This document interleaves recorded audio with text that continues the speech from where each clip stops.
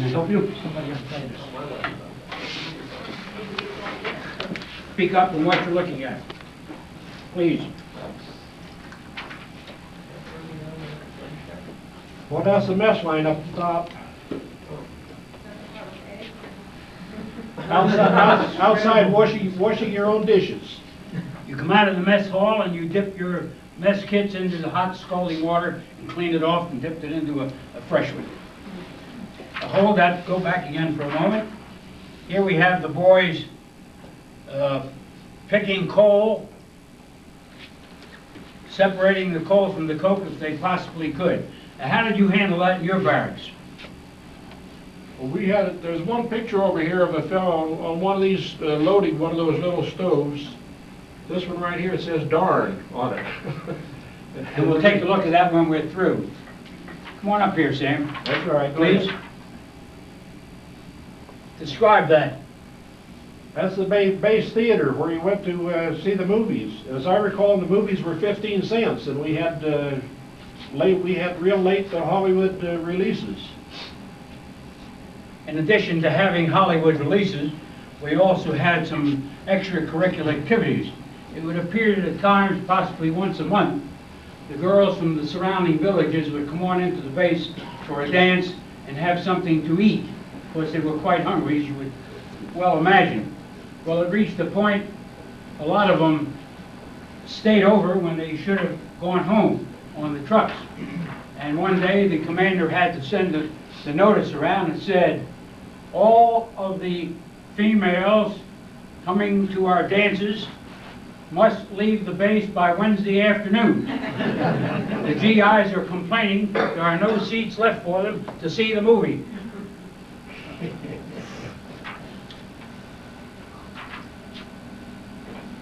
Comment on it, Sam. Football, baseball, softball. Looks like soccer. This is a football match. We had a lot of college athletes, of course, and there were pickup games, and there were games played with other bases nearby. It was strictly a good GI pastime.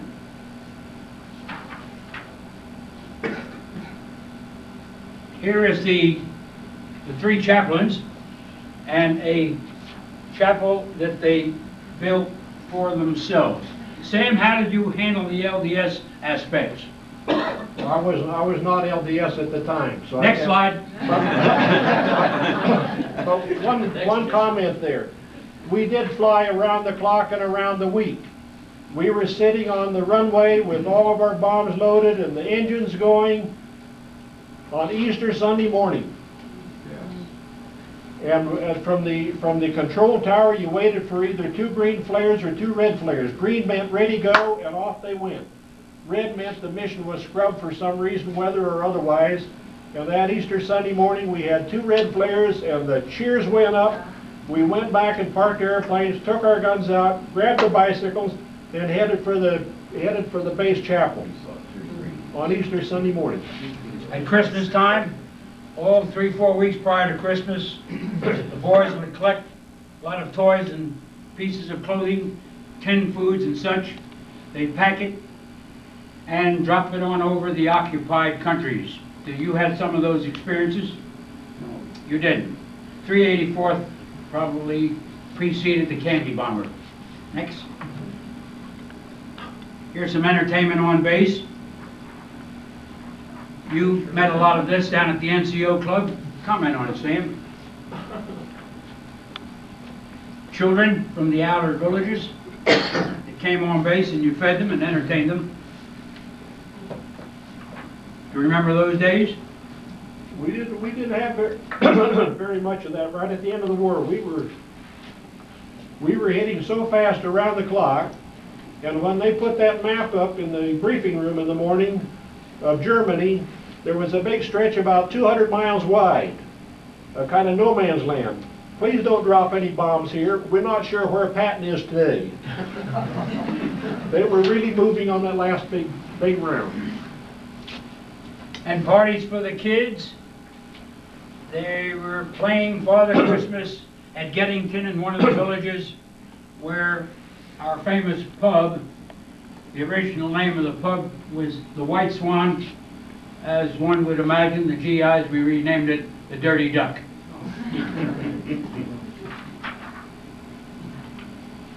This is Sam right here. Well, maybe yes or maybe no, but I do recognize some of the men in that picture, and that is the first barracks that we were assigned in when we were waiting for a Quonset hut to open up. Those are all ground men in that particular barracks.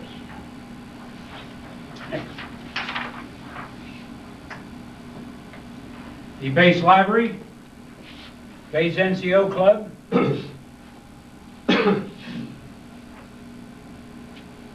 so there was activity when you came back after briefing?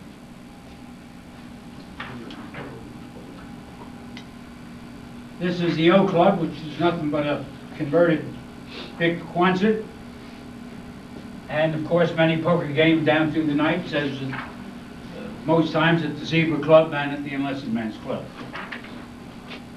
Here are the GIs working on the engines. 100-hour, 3-hour checks, engine changes, whatever. 24 hours a day, 7 days a week, 3 shifts. On a combat mission, Big B was Berlin. But one of the main topics of conversation of the crew on their way coming back over the intercom, and it went on quite long, where's our mission going to be tonight? To Big K or to Big B? Big K meant Kettering or Big B meant Brigstock. Those were the nearby pubs.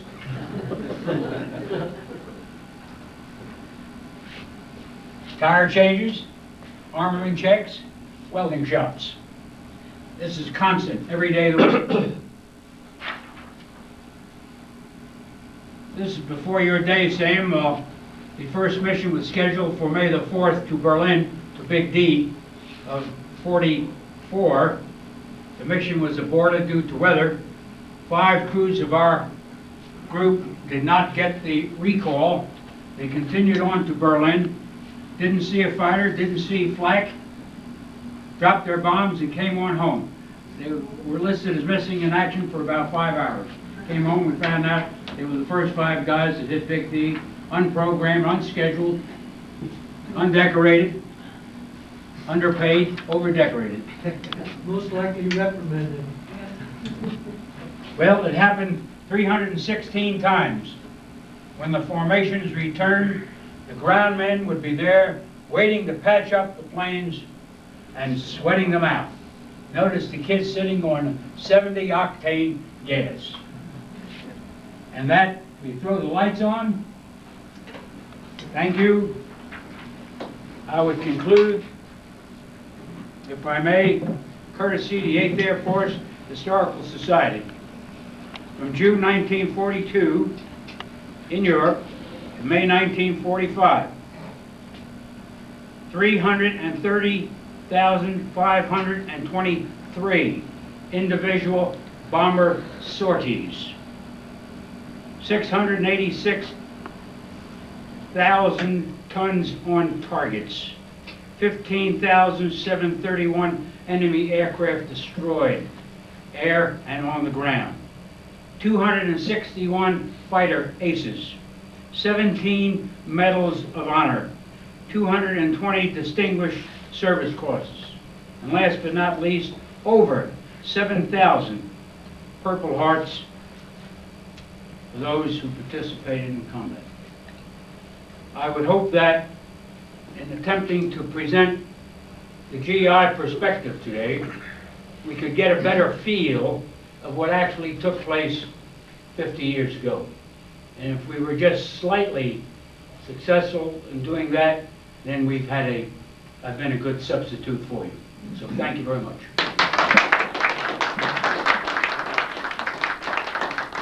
Maybe we want to do this again. Thank you, Nate. Thank you, Sam. One note before we leave, please. We are looking now, as you know, June the 6th of next year is the 50th anniversary of D-Day. And we have a program in mind, but what we need now are participants of D-Day. We're looking at Air Force, Army, and Navy. And if you know anyone who participated in D-Day, would you please give me their names so I could maybe run them down and see if we could get them to participate in our program? Because we want if we can, to get some actual experiences of people who were there on that day 50 years ago. Thank you very much. Photographs of the, how the English population accepted us. Young and old gathered to remember the friendly invasion. The Yanks are here. They came on into the villages, the towns, and to this day, every town and every village welcomes 8th Air Force, 9th Air Force, and Americans in all the villages. We left a doggone good impression. Here we have golden memories of a teenager who became a GI bride. There was something like 17,000, if I remember, GI brides, British, that came to the States. And they highlighted one where a sergeant found blood on one of the buses. Again, as we indicated earlier, this is how the boys lived. A typical setup. We found as time went on and as crews were being lost, the gunners would then build little fortresses. And it reached a point in time where we really had to close them up, clean them all out, and make cubicles as distinct from small fortresses. One guy would build on top of another, and hell, it was a mess. This was a spotter type of a plane. You may recall it would precede the formation and orbit all over the area, and planes would orbit in on it, shooting different flares to indicate triangle P would be, say, 2 reds and 2 greens for that day, and go round and round, and the bombers would eventually come on in. And every bomb group was doing the same thing. And you got a lot of planes in the air. When you have 1,000 planes and 40-odd bomber groups orbiting around. Here we have the brass balls go up for entry into the Lucky Bastards Club.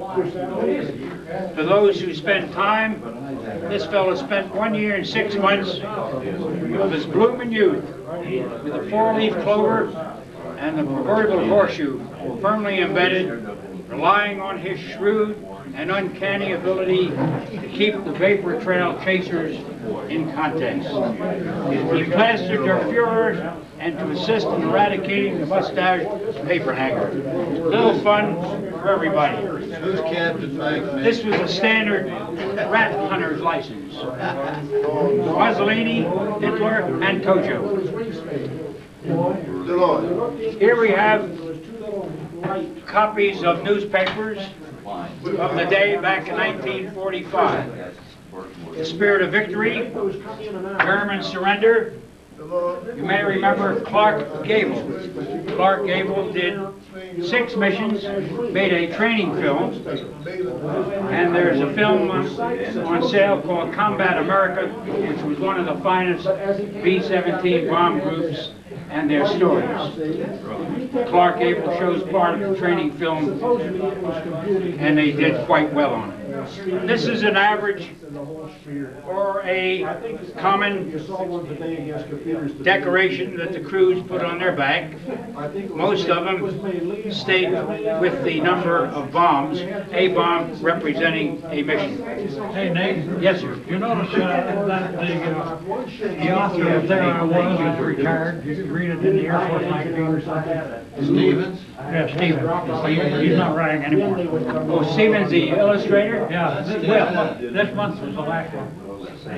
He did quite well. Yeah, 30 some odd years. And this is a typical scene.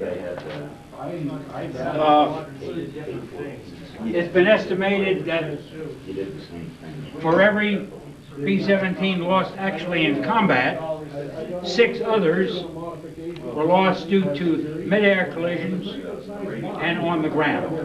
So that's quite a loss ratio. This is spelled out differently in my name. Well, I think the reason for it is this was associated with the ground pounders. That's why I wanted to read it. It's different verbiage. Well, why don't you? Hell, I'll even give it to you. No, I read it. Okay, I know I'm lucky. POL.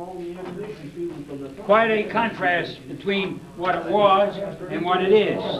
This is how we delivered petroleum, oil, and lubricants. POL. Looks like an outhouse. Almost.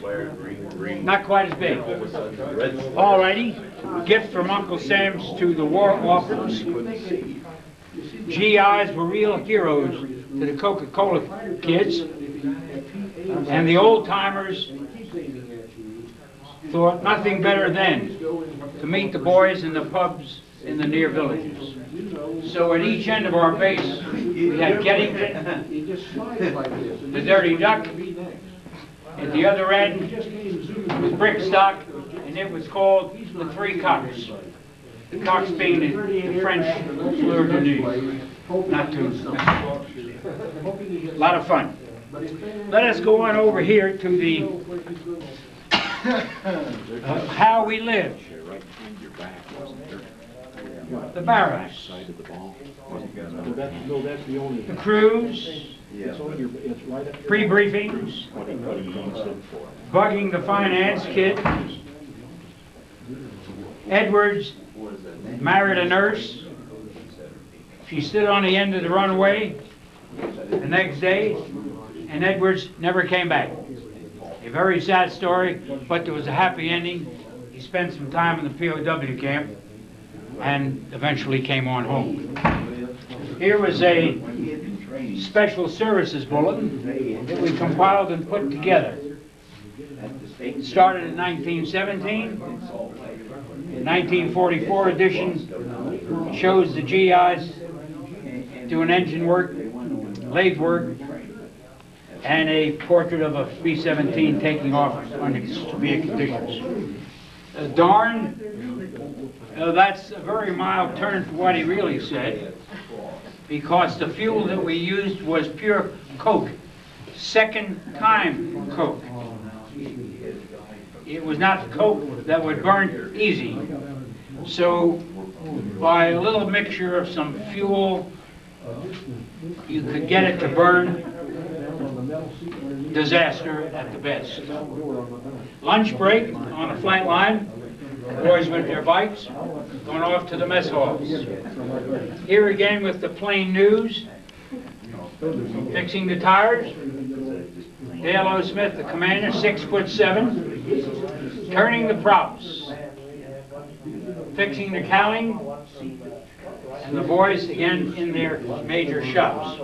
Again, as we go through here, we find the same thing. And how we work, of course, spells it on out, self-explanatory. Who we were. An adjutant who was a college professor. A pilot who had been a Sears Roebuck executive.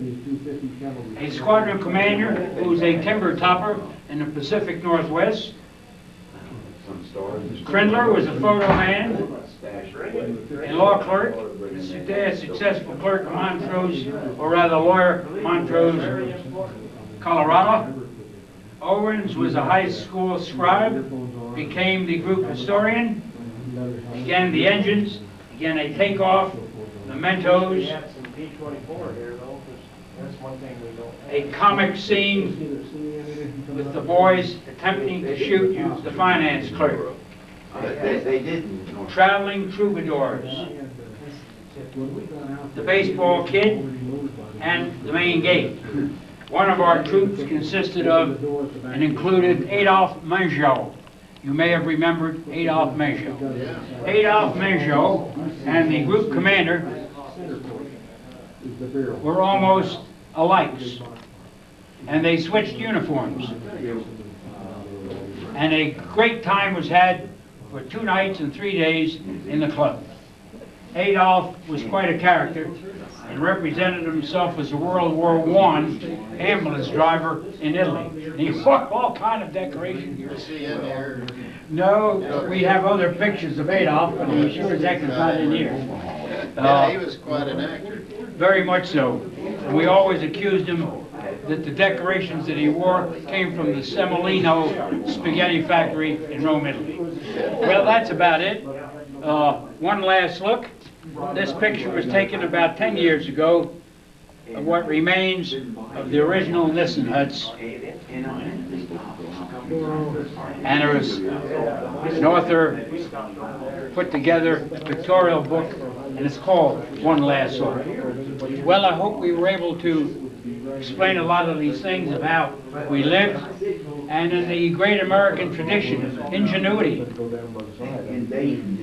enthusiasm, good common sense.